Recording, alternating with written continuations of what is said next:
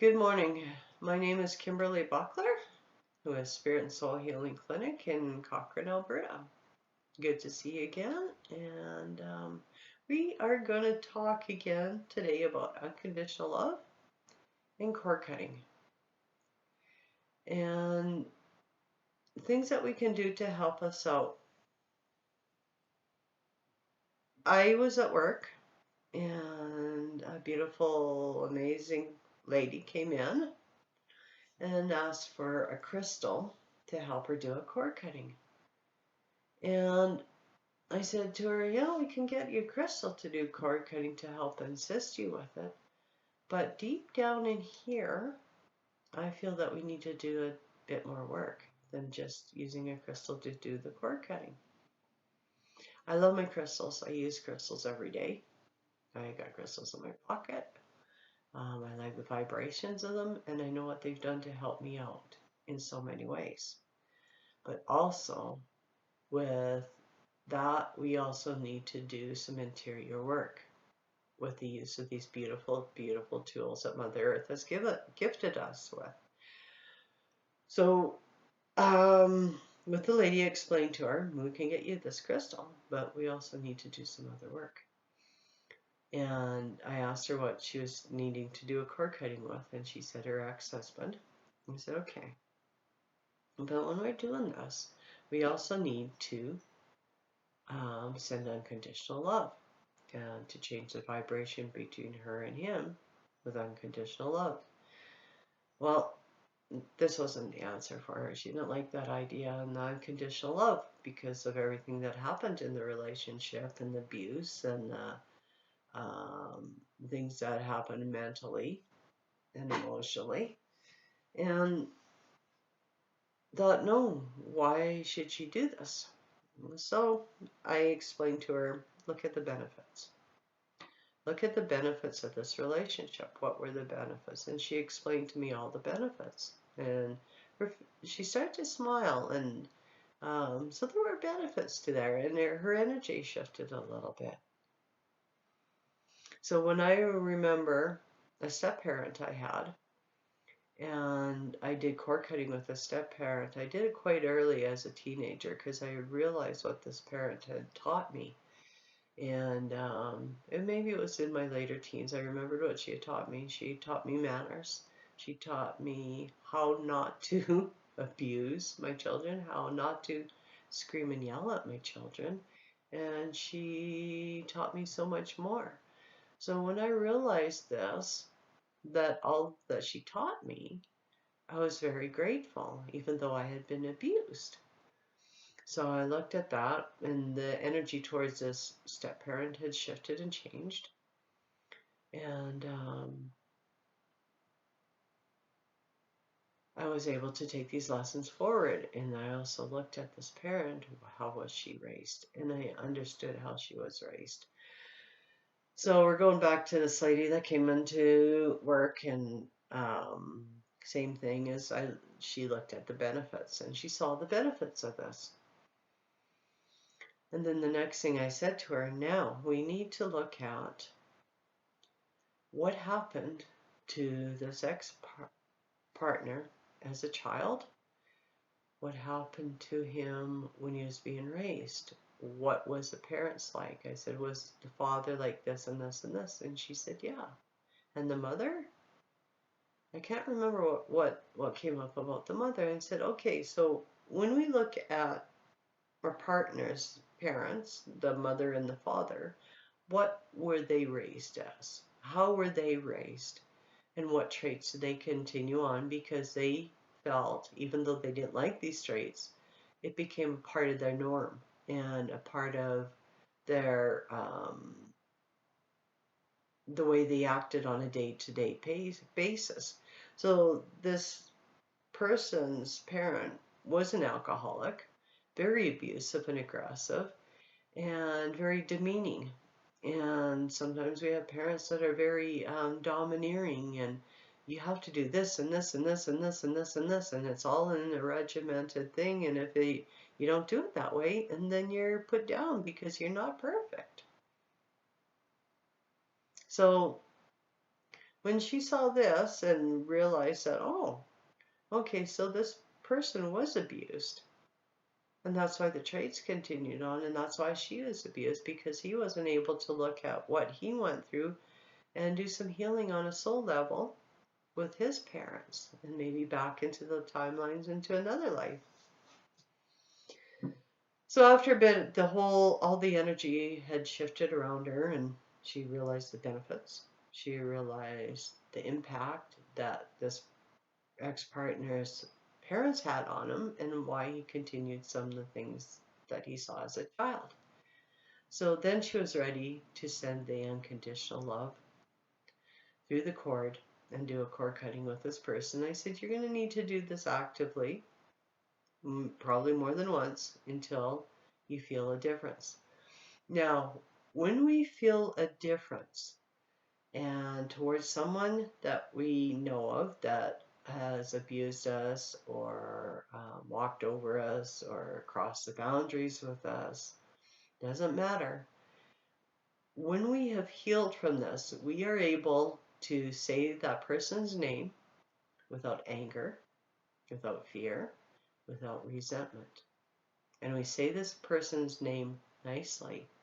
And we don't call them a name, we say their name. And we're not charged by the energy around their name. So when I mention an ex-partner, I'm able to say, okay, so this person's doing this now, and there's no emotion behind it. I'm very grateful that this person is moved on, is doing what they're doing, and that they're enjoying their lives, the same as I'm enjoying my life now. And there's no charge behind that. I don't call them names. I don't get mad. I don't get angry, because I've done my healing work with this person and realized all the benefits that were being connected.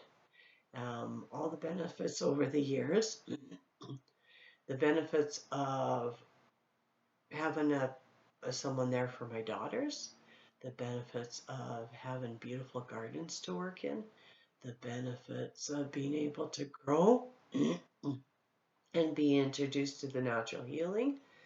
There's so many good benefits. The things that I didn't like about the relationship, they're not there anymore.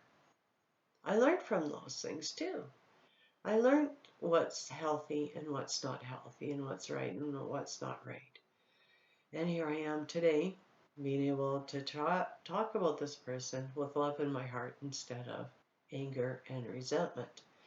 So whether we look at a parent, we look at a child, we look at a friend or an ex-partner, have we on a soul level done healing work for ourselves? Have we provided forgiveness for ourselves and for that person? Have we accepted ourselves and that person with unconditional love and said, hey, you know what, Kimberly? It's okay that you got into this relationship. It's okay that you learned from this relationship.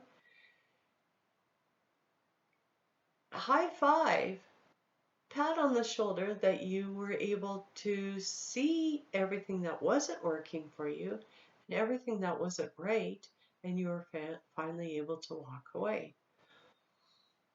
To me, that's humongous. To me, it makes a huge difference in my energy field. And over the years, as I got into the natural healing, I realized what unconditional love was really about. And I was also answered about what love really, really, really is above that a lot of us as humans still cannot understand. Love is just not sexual energy. Love is not being head over heels for someone. Love is not having to have something or you're going to die, because that's not going to happen. Love is to be able to thoroughly enjoy and thoroughly cherish and thoroughly embrace the essence and the wholeness of something that we encounter. Love is beyond yet what a lot of people here have been able to experience. When I feel the energy of the angels come in, when I feel the energy of the fairies come in and the other realms, and when I get affirmations from my guides and the angels, I have this overwhelming feeling that comes into my body and it brings tear of joy and love to my eyes. And that's reminded me what unconditional love is all about. Pure love, love that has no attachments to it, love that is supported, love that has no judgment and no anger and no fear. And that's what we're trying to obtain today on this beautiful planet. So I wanted to share again with you that in order to live healthy lives, we need to understand what unconditional love is. We need to be able to do cord cutting with people in our life from in the past. Because if we don't do that cord cutting from that past partner or friendship, we're going to carry that energy forward into our next one. And it's always going to follow us until we've healed from that. We can say that person's name with love, or we can say that person's name without being emotionally charged, then we know we've done healing there. And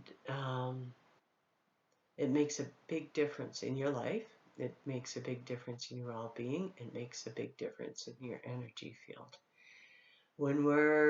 I like to try to keep my energy field very high. When we're holding on to resentment and anger, fears, jealousy, anything like that, our energy field gets heavier and it holds us down, and we stay blocked in some areas until we're ready to release that. As soon as we can release that, we come up a bit. And then we release more, we come up a bit. So every day it's a journey of healing. I'm still healing. I'm still working on what I need to work on.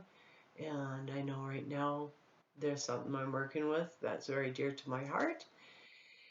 And in the meantime, I'm enjoying every moment. I'm learning to love myself and be able to look in the mirror and say, hey, Kimmy, you're pretty good. You're a pretty neat gal, and you are a beautiful soul. And I see that in everybody. It doesn't matter who you are, what path you're walking, whatever you're doing. Underneath all that, it's a beautiful soul and a person that's ready to start to shine again and to have a joyous life. I thank you again for joining me. It would be magical if you could support my YouTube videos by liking the YouTube and subscribing to my channel. You can also find me on Facebook and the website, and you'll find that below my video. Have a magical day, and I am waiting for my third book to come out, and it should be within the month. Take care, and remember, you are a beautiful soul.